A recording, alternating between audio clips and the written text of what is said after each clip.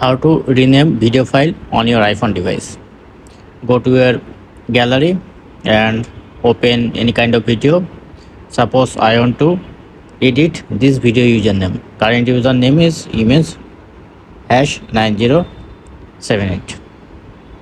To edit this video username, you have to press and hold this video and then go to share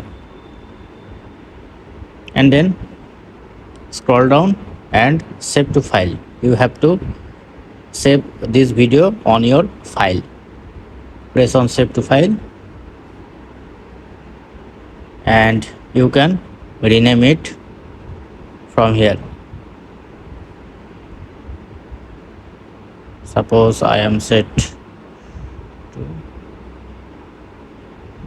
rename and then press on save.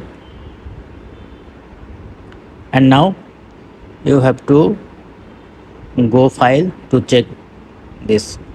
This is the video, and once you open it, then you see how to rename video file. It's already done.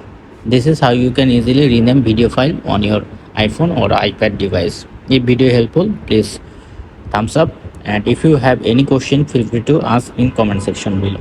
Thank you. Enjoy your day.